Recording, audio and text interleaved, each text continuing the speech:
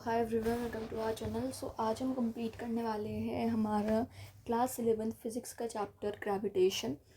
हमने एक एग्जांपल एक क्वेश्चन लिया है। लेट सपोज आपके पास एक मास m का कोई ऑब्जेक्ट है, ठीक है, एंड उसके दो टुकड़े कर दिए हैं m1 एंड m2। उन दोनों के बीच में डिस्टेंस क्या है? r डिस्टेंस है। नाउ आपको रेशियो फाइंड आउट करना है m1 अपॉन m2 का, such that force between m1 and m2 is maximum. m1 and m2 के बीच में फोर्स क्या है? मैक्सिमम। वो हमें m1 एंड m2 का देन रेशियो फाइंड आउट करना है। तो यहाँ पर अभी मैंने क्या किया है, हमें बस एक फार्मूला पता है, F=g m1m2 upon r square. तो यहाँ पर हम m2 की जगह क्या रख देंगे? m-m1 रख देंगे, because m=m1 plus m2। Then m2 की वैल्यू हमने m-m1 निकाल दी, ये हमारा आ गया। m1 को हम अंदर मल्टीप्लाई करेंगे तो कुछ इस टाइप की फॉर्म बनेगी। देन हमने इस पूरे को डिफरेंशिएट कर दिया with respect to m1, differentiate कर दिया हमने, तो ये हमारे इस टाइप से हमारी वैल्यू आ गई। ठीक है, g अपॉन r स्क्वायर हमारा कांस्टेंट था, ये बाहर आ गया। नाउ ये m बाहर आ गया बिकॉज ये कांस्टेंट बन गया। Then dm1 upon dm1 and ये dm1 अपॉन दिस। ठीक है, तो अब हम इसे डिफरेंशिएट करके लिख रहे हैं g upon r square into ये m, ये तो 1 हो गया, माइनस ये m1 स्क्वायर का डिफरेंशिएशन 2m1 हो जाएगा, इज इक्वल टू 0। ठीक है, ओके, तो ये पूरा 0 हो जाएगा दूसरी साइड जाकर। So m is equal to 2m1 आ गया। So m1 is equal to m/2। तो m2 अब हम निकाल लेंगे। m2 is equal to m minus m/2। ये कितना आ गया? ये भी हमारा m/2 आ गया। सो m1 अपॉन m2 क्या आ गया? 1:1। मतलब मैक्सिमम फोर्स कब होगा m1 एंड m2 के बीच में? जब वो 1:1 में हो गए। ठीक है, यस। तो अब हम एक दूसरा क्वेश्चन देख रहे हैं। सेकंड क्वेश्चन है हमारे पास, two identical particles are revolving about their common centre of mass. दो आइडेंटिकल पार्टिकल्स हैं एंड वो रिवॉल्व कर रहे हैं उनके कॉमन सेंटर ऑफ मास से। ठीक है, देन हमें क्या निकालना है? उसकी एंगुलर स्पीड निकालनी है एंड देन उसका टाइम पीरियड निकालना है। Time period and angular speed के बीच में एक रिलेशन होता है, t इज़ इक्वल टू 2π/ω। ठीक है, तो देखो अब हम एक बाइनरी स्टार्स वाला ही ये कॉन्सेप्ट ले रहे हैं। ये दो पार्टिकल्स है, ठीक है, एंड ये रिवॉल्व कर रहे हैं। ठीक है, ये क्या कर रहे हैं? ये रिवॉल्व कर रहे हैं। ये हमारे पास मास m है, ये हमारे पास मास m है।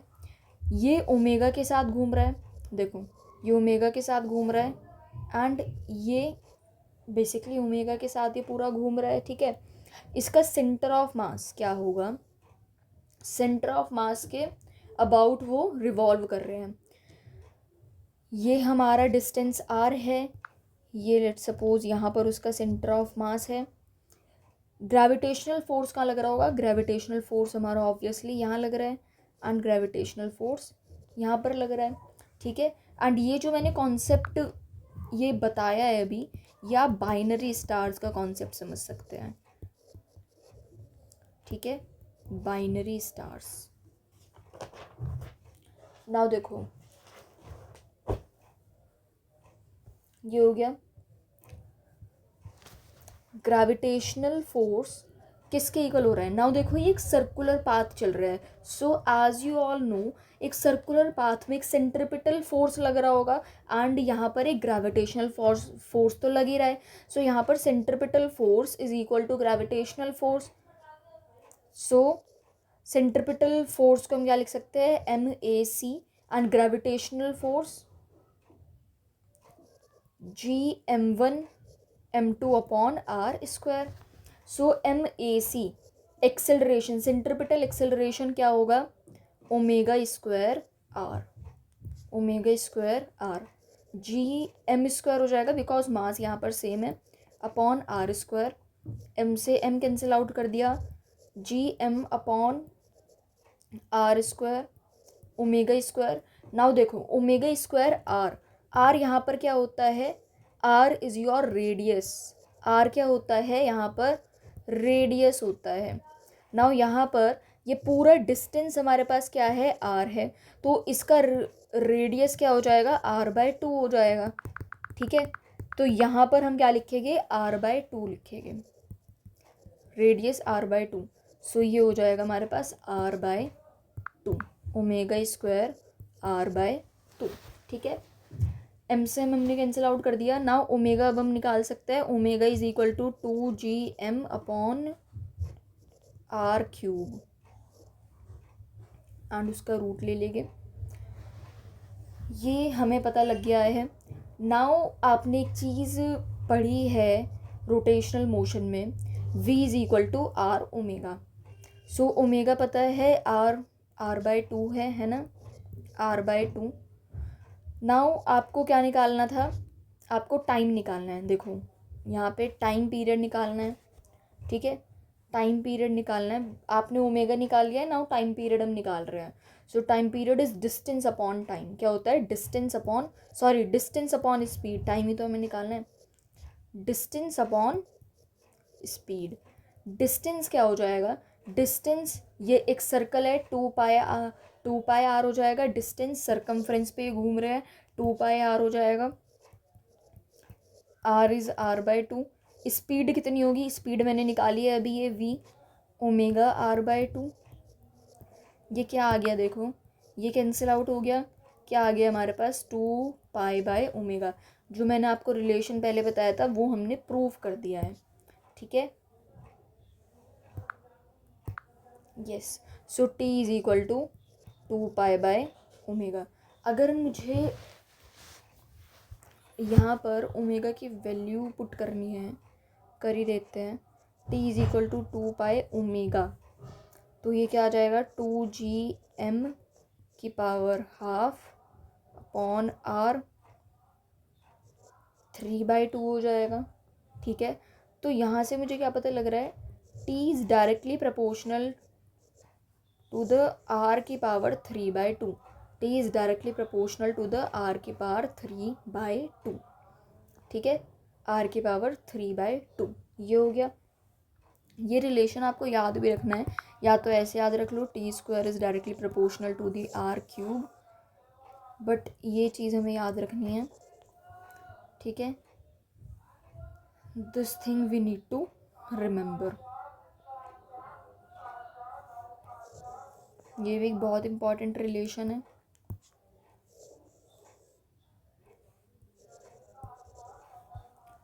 नाउ द क्वेश्चन नंबर 3, नहीं क्वेश्चन नहीं कर रहे हैं अब हम एक कॉन्सेप्ट समझ रहे हैं, Newton's law of gravitation. Newton's law of gravitation क्या है, देखो आपने F is equal to g m1m2 upon are square पढ़ा है। मतलब फोर्स किसके प्रोपोर्शनल है, फोर्स डायरेक्टली प्रोपोर्शनल है मास के, एंड फोर्स इनवर्सली प्रोपोर्शनल है रेडियस के स्क्वायर के। ठीक है, एंड वन मोर थिंग, आपको g की वैल्यू पता होनी चाहिए, that is 6.67 into 10⁻⁻11 newton metre square पर kg स्क्वायर। ठीक है, यस। तो हमारे पास ये मास लेट सपोज m1 m2 है, इन दोनों के बीच में ग्रेविटेशनल फोर्स लग रहा है। ठीक है, एंड ये डिस्टेंस मैंने लेट सपोज r ले ली, दोनों के बीच में क्या लग रहा है, ग्रेविटेशनल फोर्स लग रहा है। नाउ अब एक नया वर्ड हम बता रहे हैं, फील्ड ऑफ इन्फ्लुएंस क्या है।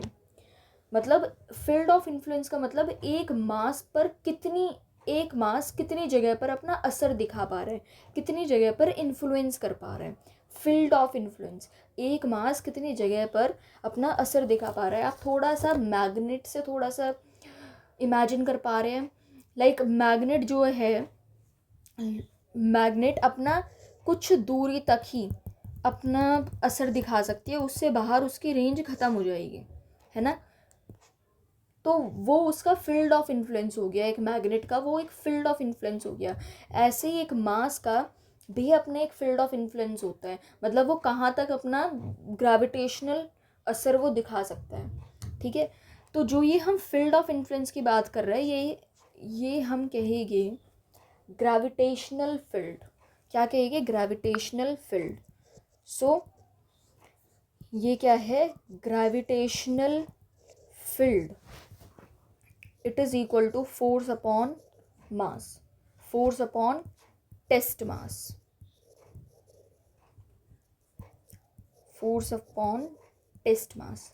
टेस्ट मास हमने लेट सपोज एम नॉट ले लिया है, मतलब जो फोर्स की डायरेक्शन होगी वही हमारी फील्ड की डायरेक्शन होगी। अगर कोई पूछे कि हमारी इलेक्ट्रिक फील्ड की डायरेक्शन, सॉरी ग्रेविटेशनल फील्ड की क्या डायरेक्शन होगी, जो हमारे फोर्स की डायरेक्शन है वही हमारी ग्रेविटेशनल फील्ड की डायरेक्शन है, ठीक है। तो देखो यहाँ पर एफ जी का फॉर्मूला मैं लिखूँ, ये मेरे पास लेट सपोज मास m है एंड ये मास m नॉट है, दोनों के बीच में डिस्टेंस r है, दोनों ग्रेविटेशनल फोर्स लगा रहे हैं, ठीक है। सो एफ जी यहाँ पर क्या हो जाएगा? G M into M naught upon are square. So electric field, sorry gravitational field, sorry gravitational field क्या हो जाएगी? G M naught upon are square and upon test mass भी हमें करना है। सो एम नॉट, ये क्या आ गया मेरे पास? G M upon are square. ये फॉर्मूला याद रखना, ये towards the point mass M, ये हमारी इतनी ग्रेविटेशनल फील्ड लग रही होगी। एक जगह ना हम अलग से फॉर्मूलेज लिखते रहते हैं कि जहाँ कि हमें क्या क्या फॉर्मूलेज रटने हैं, ठीक है। तो सबसे पहले अभी तक हमने कितने फॉर्मूलेज पढ़े हैं? अभी तक तो कुछ पढ़ा ही नहीं है खास। जी बस यही पढ़ा है, G m1 m2 upon are square and T is equal to 2 pi omega. And third हमने चीज़ पढ़ी है, फर्स्ट सेकंड थर्ड हमने क्या पढ़ा है? थर्ड हमने पढ़ा है T square is directly proportional to R cube. And fourth one is electric, sorry gravitational field, G M upon are square, ठीक है। यही तो पढ़ा है ना, इससे अलावा नहीं पढ़ा है। तो हम साथ साथ ये चीज़ें फॉर्मूलेज लिखते रहेंगे सो डैट एट लास्ट हमारे पास एक फॉर्मूला शीट हमारी तैयार हो जाए, ठीक है। यस, तो अब एक क्वेश्चन कर लेते हैं इसी कॉन्सेप्ट पे। देखो इतने से कॉन्सेप्ट पे ही हम कितने सारे क्वेश्चंस कर पा रहे हैं। अब ये दूसरा क्वेश्चन था, now this one is your third one.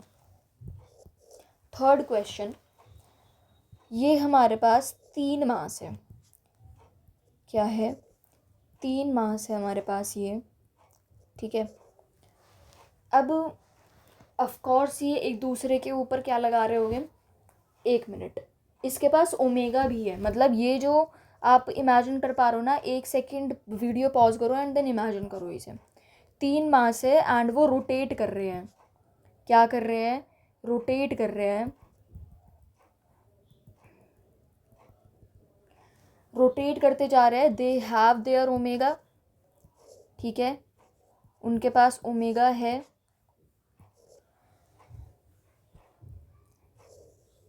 Yes, just question solve करने के लिए, ये ऐसे हम फोर्स को डिनोट करने के लिए बेसिकली, देखो यहाँ ग्रेविटेशनल फोर्स लग रहा होगा, यहाँ ग्रेविटेशनल फोर्स लग रहा है, ये ग्रेविटेशनल, ये मास m इसके ऊपर ग्रेविटेशनल फोर्स लगा रहा है, ये ग्रेविटेशनल फोर्स लगा रहा है, ये ग्रेविटेशनल फोर्स लगा रहा है एंड ये ग्रेविटेशनल फोर्स लगा रहा है, ठीक है। तो ये one more thing is given, ये एक इक्विलेटरल ट्रायंगल है।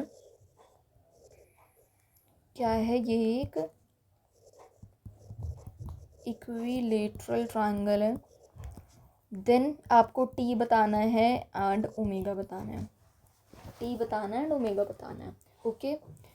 सो काफ़ी आसान क्वेश्चन है, you can try it, okay. तो अब हम इसे सॉल्व करते हैं। ये हमारे पास फिगर थी, ये 60 डिग्री का एंगल बन रहा है, this one is also 60, this one is also 60 because it is given to us that it is a equilateral triangle. So यहाँ पर ग्रेविटेशनल फोर्स क्या लग रहा है, ग्रेविटेशनल फोर्स हमें पता है G m1m2 upon are square यहाँ पर लग रहा है, एंड सेम हियर यहाँ पर भी यही लग रहा है। एक्चुअली इसकी साइड भी दी हुई थी इस ट्रायंगल की, इस ट्रायंगल की साइड दी हुई है ए। सो G m1m2 अपॉन ए स्क्वायर हम ले लेंगे, ठीक है। तो अगर मैं एक बार इसे थोड़ा सा ज़रा इसके फिगर थोड़ा बनाऊं, ये हमारे पास मास m है, यहाँ पर अंदर की तरफ फोर्स लगा रहा होगा, देखो हम इनके कंपोनेंट्स भी बना रहे होंगे। ये हमारे पास क्या है 30 degree and this one is also 30 degree. बीच में से मैंने ये चीज़ बेसिकली ड्रॉ करी है। ये हमारे पास एफ जी हो गया, this one is also F G. इसके कंपोनेंट क्या हो जाएगी एफ जी कॉस 30 एंड ये एफ कॉस 30। ये क्या हो जाएगा एफ साइन 30 एंड ये F sine 30। Now if you can see, ये तो कैंसिल आउट हो जाएंगे, दोनों तरफ इक्विलिब्रियम में होगा ना, फोर्स ज़ीरो हो जाएगी इन दी हॉरिजॉन्टल डायरेक्शन, ठीक है। ओके ये हो गया। नाउ देखो अंदर की तरफ क्या लग रहा होगा, अंदर की तरफ लग रहा होगा हमारे इसके, ये मोशन भी कर रहा है तो सेंट्रिपिटल एक्सेलरेशन इस पर आनी है। तो मतलब ये 2f cos 30 हो जाएगा, because f cos 30 plus f cos 30 is 2f cos 30 is equal to centripetal acceleration इसके पास होगी। So 2f cos 30 is √3/2 and centripetal acceleration is m omega square r, ठीक है। सो ये 2 ये कैंसिल आउट हो गया। नाउ आपको r बताना है, r क्या होगा, हमारे सर्कल का रेडियस क्या होगा, ये चीज़ आपको बतानी है। देखो ये एंगल क्या होगा, ये एंगल क्या हो जाएगा, ये 30 डिग्री हो जाएगा, ये 90 डिग्री हो जाएगा। तो अगर मैं देखूँ, हाँ ये हमारे पास a/2 होगा, इतना डिस्टेंस क्या होगा a/2 होगा, ठीक है। a/2 हो जाएगा। हमें r निकालना है, कैसे निकाल सकते हैं, ये डिस्टेंस हमें निकालना है। So r cos 30 is equal to a/2। ये देखो cos 30 किसके इक्वल है, बेस अपॉन हाइपोटेन्यूज। ये हो गया r, मैंने जस्ट यहाँ पर पहुँचा दिया, r cos 30 is equal to a/2। r cos 30 is √3/2 is equal to a/2, ठीक है। 2 से 2 कैंसिल आउट हो गया, r हमारे पास क्या आ गया a/√3, r क्या आ गया हमारे पास a/√3। तो यहाँ हम क्या रख देंगे अब m omega square a/√3 is equal to f√3। Now √3 ना, ये तो नहीं हो गया cancel out, okay. So omega square is equal to f√3, f3 हो जाएगा ना, 3f is equal to a/m। Omega किसके इक्वल आ गया, omega is equal to √3f upon a/m, ठीक है। नाउ टी कितना आसान हो गया, देखो अब निकालना। आपको रिलेशन पता है 2π/ओमेगा होता है,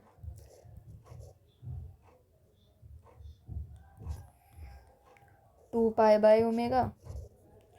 सो टी इज इक्वल टू 2π, इसे हम थोड़ा सा सिंप्लीफाई कर लें omega is equal to √3 GM² upon R² होगा, R मतलब A² हो जाएगा, ये M से M कट गया, तो ये हमारे पास 3GM अपॉन A³ आ रहा है।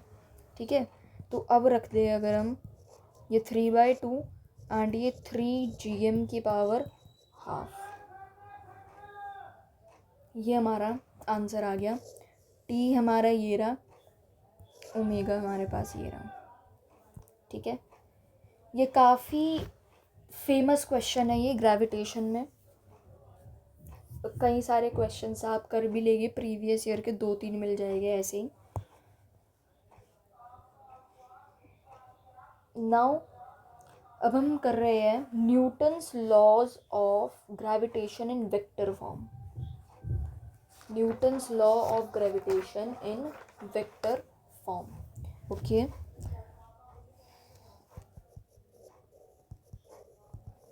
Newton's law of gravitation in vector form.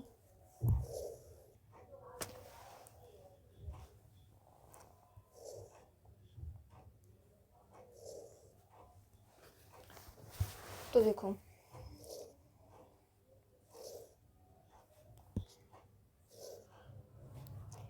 ये क्या हो गया, ये मास m2, ये मास m1, दोनों के बीच में डिस्टेंस r1 वेक्टर, ये r2 वेक्टर, एंड m1 ये r21 हो जाएगा, एंड यहाँ पर ग्रेविटेशनल फोर्स लग रही होगी F21। ठीक है,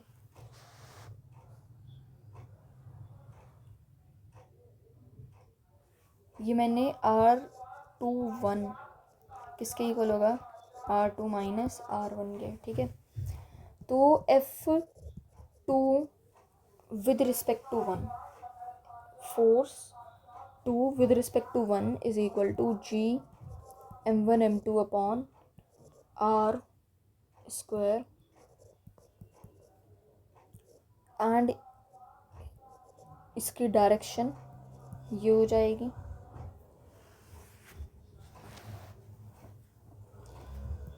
now F21 is equal to minus GM1 M2 upon this, then R2 minus R1 upon R2 minus R1 mod. So F12 is equal to GM1 M2 upon R12 whole square minus R cap 1 2।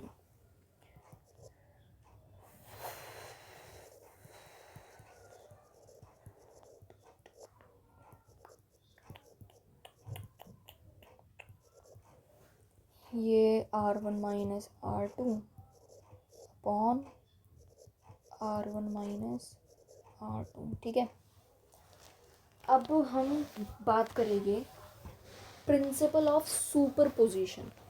Principle of superposition का मतलब क्या है, superposition का basically मतलब क्या है, हम vectorially add करना, एडिंग वेक्टोरियली इज बेसिकली और सुपरपोजिशन। तो प्रिंसिपल ऑफ सुपरपोजिशन क्या है,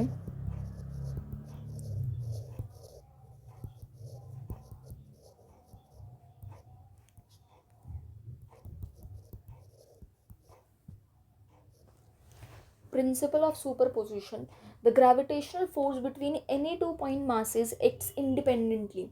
दो फोर्सेस के बीच में दो मासेस के बीच में जो ग्रेविटेशनल फोर्स है वो इंडिपेंडेंटली एक्ट करता है and is not influenced by the presence of other masses, and वो दूसरे मासेस के इन्फ्लुएंस में होकर वो एक्ट नहीं करता है। Hence the resultant gravitational force acting on any of them is the vector sum of the gravitational forces exerted by the other point masses।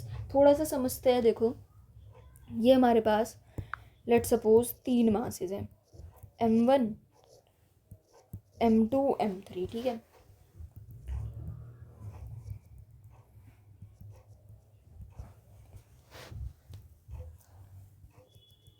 ये इसके ऊपर फोर्स लगा रहा है F13, इस पर फोर्स लगा रहा है F12, ये इस पर फोर्स लगा रहा है F31, ये इस पर फोर्स लगा रहा है F32, F23 एंड F21। तो अगर मैं M1 पर टोटल मास देखूं, मैं M1 पर फोकस करूं, सो F नेट ऑन M1 क्या है, इसके ऊपर फोर्स कितना लग रहा है F12 प्लस F13। अगर मैं electric sorry I don't know why I am saying again and again electric field, it's gravitational field. अगर मैं नेट ग्रेविटेशनल फील्ड देखूं M1 के ऊपर, नेट ग्रेविटेशनल फील्ड देखूं ऑन M1, तो वो क्या हो जाएगा E1 प्लस E2। ठीक है, E1 प्लस E2। ऐसे अगर मुझे M2 मास देखना है, F नेट ऑन M2 अगर मैं देखूं, so that is F21 plus F23। अगर मुझे F नेट बताना है on M3, so on M3 क्या हो जाएगा F31 प्लस F32। ठीक है, यस। सो नाउ अब हम एक क्वेश्चन करते हैं। ठीक है, एक नहीं 2 क्वेश्चन करके we will end this class. ये कौन सा क्वेश्चन होगा, ये हमारे पास क्वेश्चन 4 हो जाएगा। 4th क्वेश्चन, हमारे पास 2 मासेस है M1 एंड यहाँ पर ये M2। ठीक है, ये बीच में कोई पॉइंट है P, ये डिस्टेंस है X एंड ये पूरा डिस्टेंस है R। तो ये डिस्टेंस क्या हो जाएगा R माइनस X हो जाएगा। ठीक है, एंड ये पॉइंट यहाँ पर कोई P पॉइंट है, ये कोई पॉइंट P है। ठीक है, M2 is greater than M1, तो net gravitational field, net gravitational field at P in vector form हमें बताना है। ठीक है, E नेट एट P हमें बताना है। ओके, तो अब थोड़ा सा देखते हैं हम इसे कैसे सॉल्व करेंगे। तो देखो, नेट हमारे P पर कितनी फील्ड लगेगी, E क्या क्या फील्ड लगेगी, देखो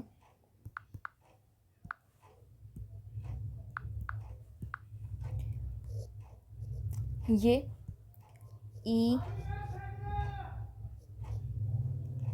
P2 एंड यहाँ पर ये E P1 के ऊपर फील्ड लग रही है। ठीक है, तो ये E P2 plus E P1। ठीक है, यस। तो इलेक्ट्रिक फील्ड क्या हो जाएगी G_M1 M2 upon R square, G_M1 M2 नहीं P2 सॉरी, इन दोनों के बीच में इलेक्ट्रिक फील्ड हमें निकालनी है, सिर्फ इतने को देखेंगे, G_M1 upon X square and ये माइनस आई कैप प्लस ये, अब इतने में अब हम लिखें G_M2 अपॉन डिस्टेंस कितना है R minus x square and ये आई कैप। तो E नेट एट P क्या हो जाएगा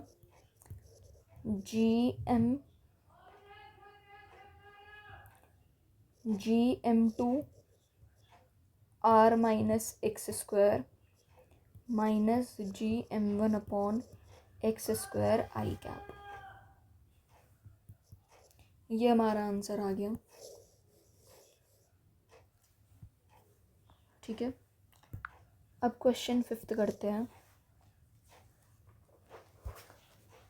हमारे पास अगेन m1 एक कोई मास है, बीच में p है एंड m2 है and m2 is greater than m1। ठीक है, यहाँ पर पॉइंट P, यहाँ हमें मेन चीज़ क्या समझ रही है कि इस पॉइंट P पर जो हमारा E नेट होगा वो ज़ीरो होगा। ठीक है, यहाँ पर ये दोनों तरफ अपने ग्रेविटेशनल फील्ड लगा रही है। ठीक है, अगेन मैं वही दे रही हूँ कि इन दोनों के बीच में डिस्टेंस x है एंड इन दोनों के बीच में डिस्टेंस r-x है। ठीक है, नाउ आपको लोकेशन निकालनी है। Find location of null point from m1। Find location of null point from m1। ठीक है, यस।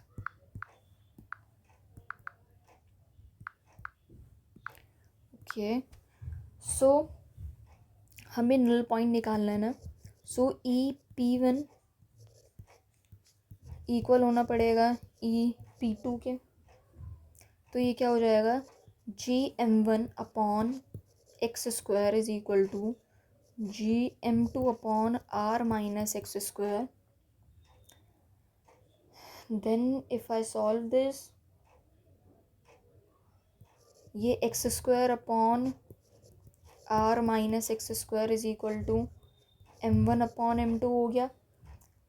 इसका रूट ले लेंगे r-x एंड ये रूट m1/√m2। ठीक है, सो ये x into root m2 is equal to r√m1 - x√m1। ठीक है, ओके।